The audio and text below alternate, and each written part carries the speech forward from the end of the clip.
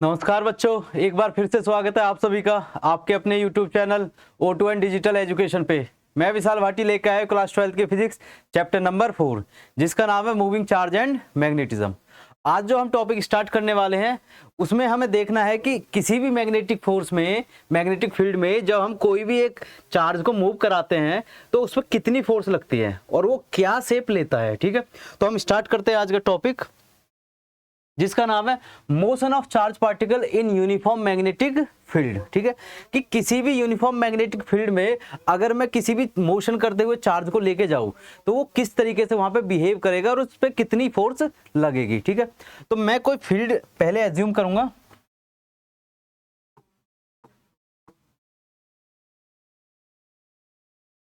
मैंने जो field use करी है वो ली है इनवर्ड फील्ड। ठीक है जी, ये इसके सिंबल्स हो गए, ये डिनोट कर रहे हैं कि फील्ड कैसी है, इनवर्ड, ऐसे। ठीक है, अब मैं किसी भी पार्टिकल को क्या है इसमें एंटर कराऊंगा।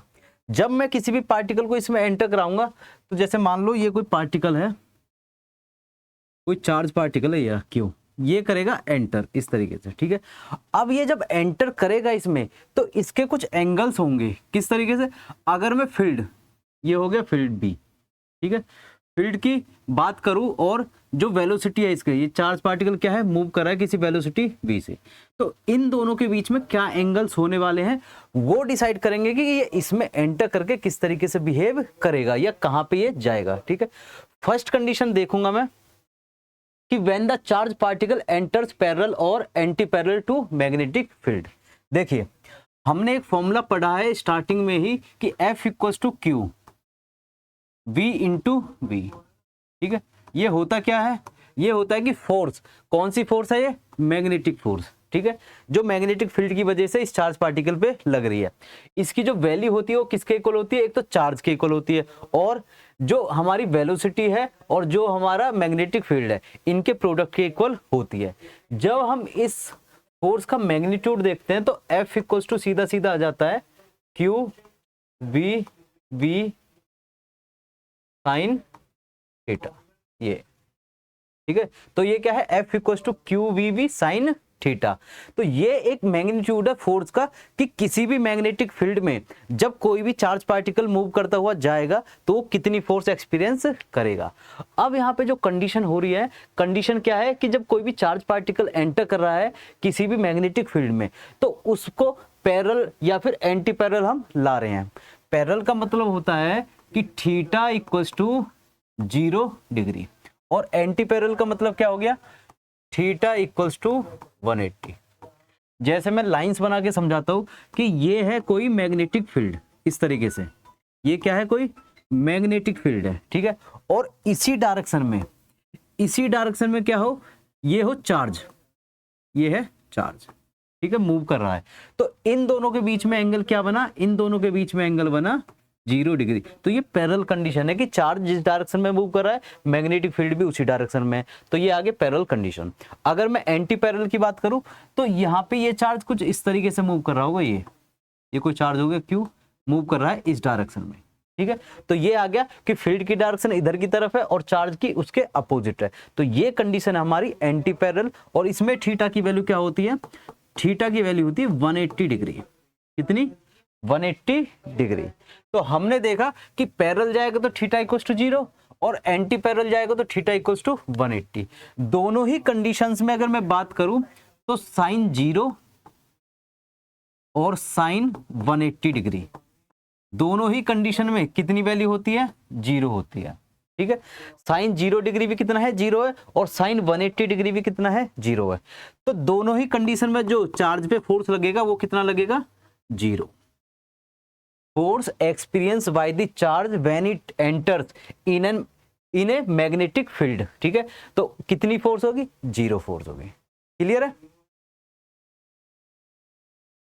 देखिए, when the charge particle moves at right angle to magnetic field. अब हमें कंडीशन देखनी है कि जब कोई भी मैग्नेटिक फील्ड एक डायरेक्शन में जा रही है, अब कोई भी चार्ज पार्टिकल क्या है, एंटर कर रहा है परपेंडिकुलर 90 डिग्री पे। जैसे एक बनाते हैं इसका इस तरीके से, ये बन गई कोई मैग्नेटिक फील्ड, ये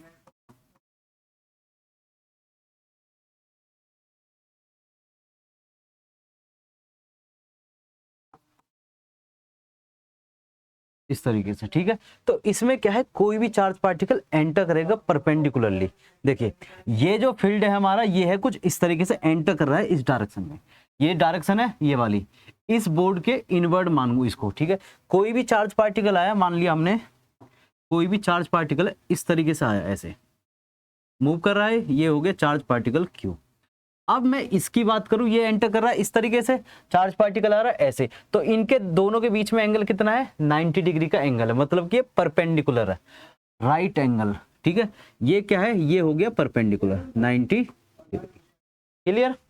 अब ये मूव करा आगे, देखिए आगे मूव करेगा, जैसे चार्ज एंटर कर गया, यहाँ पे ये कर गया चार्ज एंटर एयर, ठीक है। अब अगर मैं फ्लेमिंग रूल की बात करूं, फ्लेमिंग लेफ्ट हैंड रूल, तो उसके अकॉर्डिंग क्या था कि अगर हम अपने थंब को, फर्स्ट फिंगर को और सेकंड फिंगर्स को क्या है, म्यूचुअली परपेंडिकुलर प्लेस करें, तो इस कंडीशन में ये जो फर्स्ट फिंगर होती है बताती है मैग्नेटिक फील्ड, ये बताता है हमारा मोशन या फिर चार्ज जो मूव कर रहा है उसकी वेलोसिटी, ठीक है, या फिर करंट, और जो थंब होता है ये बता रहा है डायरेक्शन ऑफ फोर्स, ठीक है। तो अगर मैं फील्ड की डायरेक्शन ले रहा हूँ ये वाली, तो फर्स्ट फिंगर आ गई है, ठीक है। दूसरी चीज, मोशन में किधर करा रहा हूं, इधर, ये हो गया मोशन, ये हो गई फील्ड, ये हो गया मोशन, तो ये किधर की तरफ इसमें फोर्स फील होगा ऊपर की तरफ, अपवर्ड, ठीक है। देखिए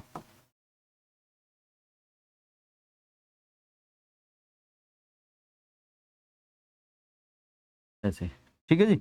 तो इसमें क्या है, मैं इसको अगर देखूंगा तो इसका जो मोशन हो जाएगा वो हो जाएगा कुछ इस तरीके से, ऐसे, ठीक है, कि हर पॉइंट पे ये क्या करेगा, ये मूव करेगा टुवर्ड्स अपवर्ड, ये इधर की तरफ मूव करा अपने लेफ्ट, फिर आगे चल के और लेफ्ट और करते करते क्या है, एक सर्कल फॉर्म कर देगा। ये जो सर्कल इसने फॉर्म किया है, ये किसकी वजह से हुआ है, फ्लेमिंग लेफ्ट हैंड रूल के अकॉर्डिंग हमने जब फील्ड को रखा, ठीक है, हमने जब इसके मोशन को कंसीडर करा, तो इस पे एक फोर्स लगी, जिस फोर्स की वजह से ये सर्कल कंप्लीट करेगा, सर्कुलर मोशन कंप्लीट करेगा और अपना पाथ डिसाइड कर लेगा, एक सर्कुलर पाथ, ठीक है। अब इस सर्कुलर पाथ की बात करूं तो इसके किसी भी पॉइंट पे, इस पॉइंट को कंसीडर कर लो, किसी भी पॉइंट को ऐसे, ठीक है।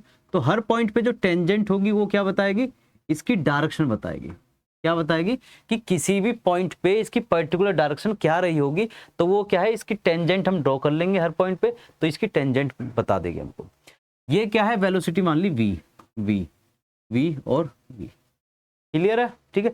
अगर मैं इधर से भी एंटर कराता हूं तो ऐसा नहीं है कि ये चार्ज क्या है अलग होगा कुछ, ठीक है। यहां से भी क्या है, ये इस तरीके से ही रोटेशन करके एक सर्कुलर पाथ फॉर्म करेगा, क्लियर है। अगर मैं उधर से भी करूंगा तो भी क्या है, सर्कुलर पाथ ही फॉर्म होगा। तो कहीं से भी परपेंडिकुलरली अगर एंटर हो रहा है कोई भी चार्ज, किसमें, एक मैग्नेटिक फील्ड में, और मैग्नेटिक फील्ड क्या है, यूनिफॉर्म मैग्नेटिक फील्ड है, ठीक है। तो हमेशा वो क्या करेगा, सर्कुलर पाथ फॉलो करेगा, क्लियर है। इसके भी अगर देखूं मैं तो हर पॉइंट पे एक टेंजेंट ड्रॉ करूंगा तो वेलोसिटी वो डायरेक्शन बता देगा कि वेलोसिटी की डायरेक्शन किधर है, इस तरीके से, क्लियर है। अब ये जो सर्कुलर पाथ बने हैं, ठीक है, इधर से मूव कराने पे या इधर से मूव कराने पे, कोई से भी एक पाथ को हम यूज करेंगे। मान लिया हमने ये पाथ है, इस सर्कुलर पाथ की कोई रेडियस है, यहां से यहां तक, इसको बोल दिया मैंने r, क्लियर है। सर्कुलर पाथ की रेडियस क्या है, r है। देखो अब इसमें फोर्स कितनी लगी होगी, तो F की बात करूं मैं, F इक्वल टू होता है Q VV sine theta magnitude, ठीक है। अगर थीटा की बात करूं तो थीटा इक्वल्स टू मेरा यहाँ पे कितना है, थीटा इक्वल्स टू था 90, क्योंकि वो 90 पे एंटर कर रहा है। तो फोर्स कितनी निकली, फोर्स निकली क्यू वी वी, ये फोर्स निकली। अब देखिए नई चीज आती है, जब कोई भी पार्टिकल क्या है, एक सर्कुलर मोशन को कर रहा है, सर्कुलर पाथ फॉलो कर रहा है, तो उस कंडीशन में एक फोर्स लगती है जो कि उसके सेंटर की तरफ होती है, और इस फोर्स को मैं नाम देता हूं, देखिए इस फोर्स को मैं नाम देता हूं सेंट्रीपिटल फोर्स, ठीक है। क्या नाम दूंगा इसको, सेंट्रीपिटल फोर्स, ठीक है।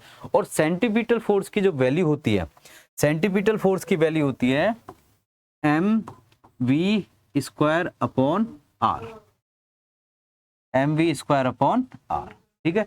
m क्या है, mass of the particle, charge particle, v क्या है, जो वेलोसिटी है जिससे वो मूव कर रहा है पार्टिकल, r क्या है, जो उसने सर्कुलर पाथ फॉलो किया है उसकी रेडियस, ये हो गया v, ये चार्ज है तो बोल दिया q। क्लियर है? तो f equal to m b square upon r और f equal to Q we b. तो हमारे पास क्या आ जाएगा, दोनों क्यू वी बी और m v r square, m b square upon r क्या है, दोनों इक्वल होंगे क्योंकि फोर्स तो सेम ही है। ठीक है, तो हम क्या करेंगे यहां से M V square upon R equal to सीधा सीधा लिख देंगे क्यू वी बी। ये क्लियर है? M V square upon R equal to Q B V. Clear है? अब इसमें हम देखेंगे कि रेडियस की वैल्यू कितनी आएगी। ठीक है, नेक्स्ट चलते हैं, रेडियस ऑफ सर्कुलर पाथ। तो हमें पता है M V square upon R equal to कितना निकला, क्यू वी वी। अगर मैं आर की बात करूं तो आर जाएगा इधर, तो आर इक्वल टू आ गया M V square upon Q V V. एक वी से एक स्क्वायर चला गया तो रेडियस सीधा सीधा आ गई हमारे पास m we upon Q we. ये रहा। ठीक है जी, रेडियस ऑफ सर्कुलर पाथ जो फॉलो किया है उसने इस तरीके से, तो इसकी जो रेडियस आ गई इसकी वैल्यू हमारी ये है M we upon Q V. कि जितना मास होगा, ठीक है, जितनी वेलोसिटी होगी वो क्या डिसाइड करेगी, उसकी रेडियस डिसाइड करेगी कि वो कितना सर्कुलर पाथ फॉलो करेगा। ठीक है, चार्ज और ये है मैग्नेटिक फील्ड, ये इनवर्सली है। क्लियर है? तो ये आगे रेडियस मेरे पास, radius of circular path followed by the charge particle, moving charge particle when it enters perpendicular in the uniform magnetic field. Clear? Next चलते हैं, अब है टाइम पीरियड। ठीक है, तो एक फॉर्मूला होता है speed equals to distance upon time, distance upon time. अगर यहां से मैं टाइम की बात करूं तो टाइम इक्वल्स टू क्या आ जाएगा, डिस्टेंस अपॉन स्पीड। क्या आ जाएगा, डिस्टेंस अपॉन स्पीड। ये आ गया टाइम की। ठीक है, अब टाइम क्या है कि एक सर्कुलर पाथ कंप्लीट करने में जो उसे टाइम लगा है उसी को मैं क्या बोल रहा हूं, टाइम पीरियड। ठीक है जी, जब वो एंटर करके एक पूरा सर्कल कंप्लीट कर रहा है तो उसे जितना टाइम लगा है उसी को मैं टाइम पीरियड बोल रहा हूं और इसको मैं डिनोट कर दूंगा कैपिटल टी से। ठीक है, अब डिस्टेंस कितनी होगी, सर्कुलर पाथ में जो डिस्टेंस होती है वो होती है 2 पाई रेडियस। क्या होती है, सरकमफ्रेंस। ठीक है, 2 पाई रेडियस। अब यहां पे क्या है, 2 पाई आर, तो हमने डिस्टेंस लिख ली 2 पाई आर। क्लियर? और स्पीड कितनी थी, किसी भी पॉइंट पे जब हम देख रहे थे तो स्पीड आ रही थी मेरी v, तो मैंने बोल दिया v। ठीक है, अभी हमने जो फॉर्मूला निकाला है r का, रेडियस का, तो r इक्वल्स टू क्या निकला है, mv upon Q B. mv upon Q B निकला है। तो मैं यहाँ पे r की वैल्यू पुट करूं तो 2 पाई mv अपॉन ये v यहाँ का पहले से ही है और इंटू क्यू वी, वी से गया v, तो टाइम पीरियड जो आया मेरे पास वो आ गया 2 pi m upon Q we. ठीक है जी, तो टाइम पीरियड की जो वैल्यू आ गई हमारे पास आ गई 2 pi m upon Q we. हमें यहां से एक चीज बहुत क्लियर दिख रही है कि टाइम पीरियड क्या है, किसी भी वेलोसिटी जो चार्ज पार्टिकल मूव कर रहा है जिस वेलोसिटी से, उस पर डिपेंड कर ही नहीं रहा। ठीक है, तो चार्ज पार्टिकल इंडिपेंडेंट है किसके, वेलोसिटी या फिर स्पीड ऑफ द चार्ज। ठीक है जी, और यहां से अगर मैं इसको स्पेसिफिक चार्ज में लिखूं इस फॉर्मूले को, तो मेरे पास फॉर्मूला बन जाएगा, m को मैं नीचे ले जाऊंगा तो t equals to 2 pi upon q upon m into q upon m है हमारा स्पेसिफिक चार्ज। क्या है, स्पेसिफिक चार्ज। ठीक है जी, अगर इसको भी देखूं तो यहां भी मैं वैल्यू निकाल सकता हूं कितनी, v upon Q upon m। ठीक है जी, टाइम पीरियड हो गया हमारे पास। ठीक है, अब आते हैं फ्रीक्वेंसी ऑफ चार्ज पार्टिकल। देखिए, जो फ्रीक्वेंसी होती है उसे डिनोट करते हैं हम न्यू से। ठीक है, और इसका फॉर्मूला होता है 1 अपॉन टी। टी मतलब time period, inverse of time period. तो इनवर्स ऑफ टाइम पीरियड की बात करूं, अच्छा टी कितना निकला मेरे पास, टी निकला 2 pi m upon Q B. तो टी की वैल्यू है मेरे पास t equals to 2 pi m upon Q B. तो यहां से मैं फ्रीक्वेंसी निकाल दूंगा सीधा सीधा कि Q B upon 2 pi m, ये आ गई मेरे पास फ्रीक्वेंसी। ठीक है जी, ये क्या आ गई मेरे पास फ्रीक्वेंसी।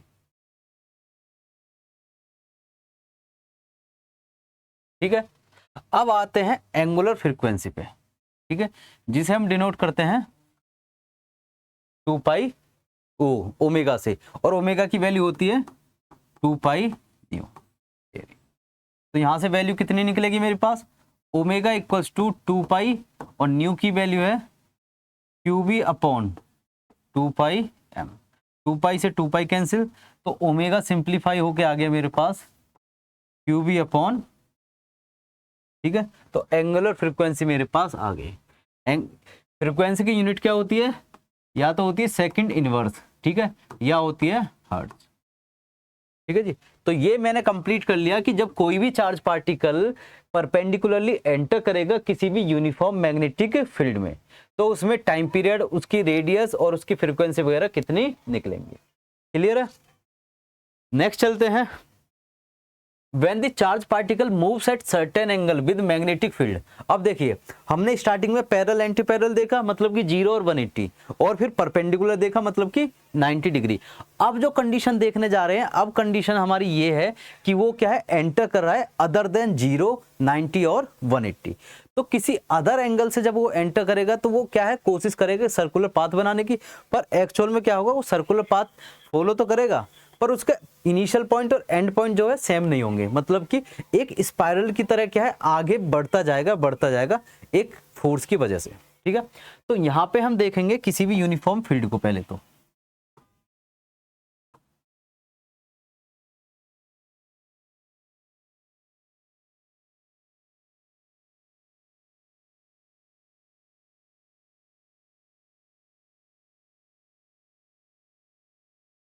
इस तरीके से अब इसमें क्या है, चार्ज पार्टिकल एंटर कर रहा है ऐसे, कोई एंगल है, ये मान लिया मैंने थीटा। जब ये चार्ज पार्टिकल एंटर करेगा इसमें, तो इसका मोशन क्या है, सर्कुलर कोशिश करेगा, पर ये सर्कुलर बन नहीं पाएगा इस तरीके से ऐसे। ठीक है जी, तो ये क्या है, एक स्पाइरल बनता जा रहा है कि यहां से इनिशिएट हुआ, अब यहां से वो घूम के जा रहा है और आ गया दूसरे पॉइंट पे, यहां पे आ गया। ठीक है, तो उसके इनिशियल पॉइंट और फाइनल पॉइंट में क्या है, एक गैप आ गया। जैसे मान लो यहां से इनिशिएट करा और यहां पे ये पहुंच के यहां तक आ गया, ये रहा, एक राउंड पूरा तो हुआ है इसका, पर इसके फाइनल और इनिशियल पॉइंट में क्या है, गैप आ गया। ठीक है, तो इस तरीके से जब वो थीटा एंगल से एंटर करेगा तो कुछ इस तरीके का पाथ फॉलो करेगा। अब अगर मैं इस डायग्राम को उठा के एक साइड लाऊं,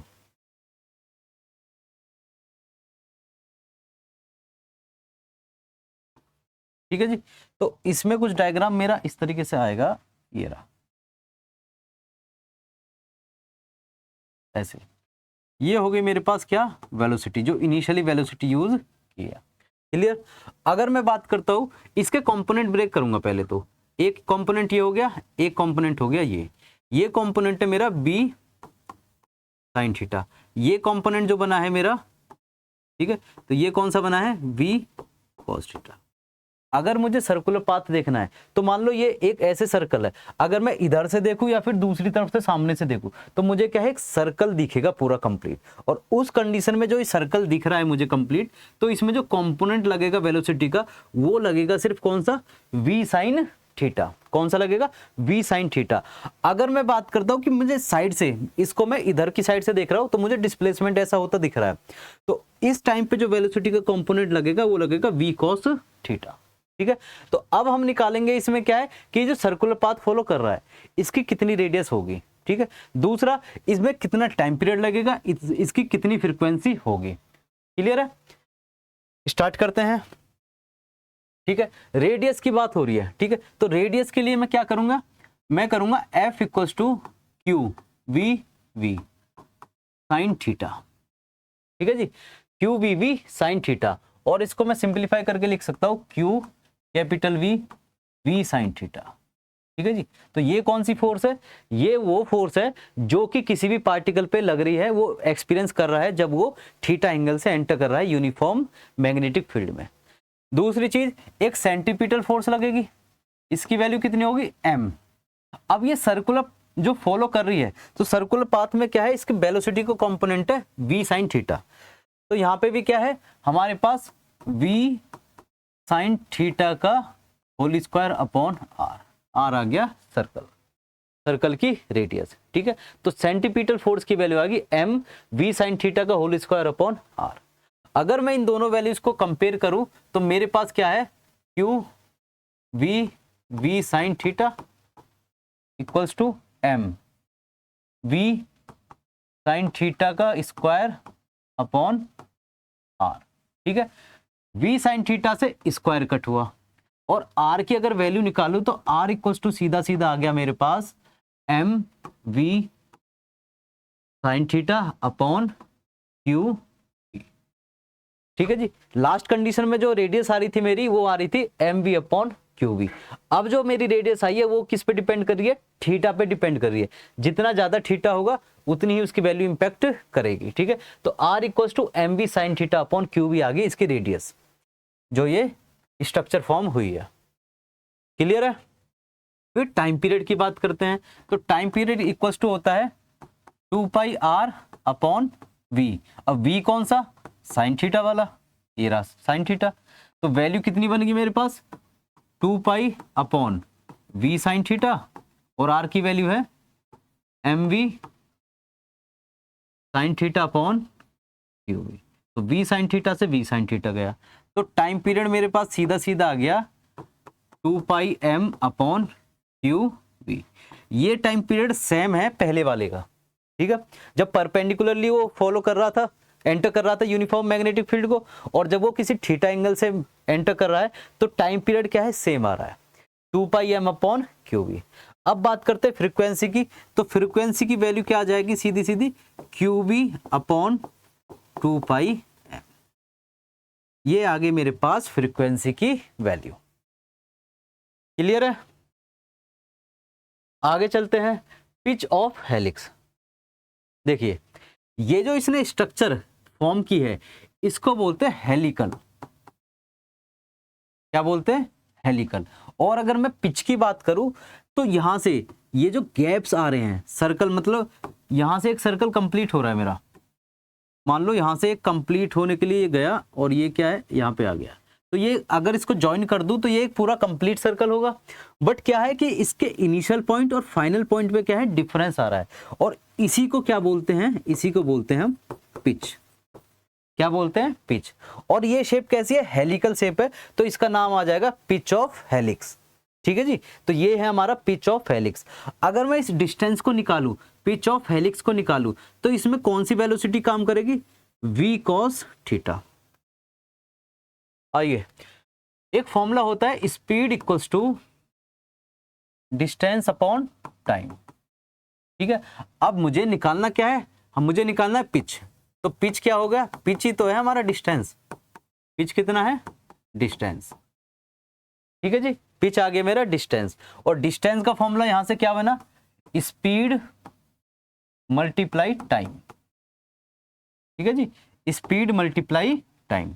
देखिए तो पिच ऑफ हेलिक्स की बात कर रहा हूं तो पिच कितना निकला मेरे पास, स्पीड कंपोनेंट लगेगा मेरा v cos थीटा। अब टाइम की बात कर रहा हूं तो टाइम कितना है, 2 pi m upon Q V. तो टाइम यूज कर रहा हूं मैं 2 pi m upon Q we. ये वही टाइम पीरियड है जो एक हेलिकल स्ट्रक्चर फॉर्म करने के लिए लग रहा है, capital T, 2 pi m upon Q V. तो यहां से पिच कितना निकला, पिच ऑफ हेलिक्स, इसकी वैल्यू आ गई मेरे पास 2 pi m v cos theta upon Q we. ये आ गया मेरे पास पिच ऑफ हेलिक्स। ठीक है जी। थीटा की वैल्यू चेंज होगी, पिच ऑफ हेलिक्स चेंज होगा। ठीक है। तो ये क्या है, डिसाइड कर रहा है कि कितना एंगल रहने वाला है, वही डिसाइड करेगा कितना पिच बनने वाला है। ठीक है। अगर ये थीटा 90 होता, मतलब कि वो एंटर कर रहा था परपेंडिकुलर, ठीक है, तो उस कंडीशन में पिच क्या बन जाएगा, cos 90 की वैल्यू होती है 0, तो पिच ऑफ हेलिक्स बन जाएगा 0, जो हमने सेकंड कंडीशन देखी थी। ठीक है। तो ये आ गया मेरे पास पिच ऑफ हेलिक्स। क्लियर है। तो इसी के साथ हमारा टॉपिक होता है कंप्लीट। मिलते हैं नेक्स्ट वीडियो में, तब तक थैंक यू, नमस्कार।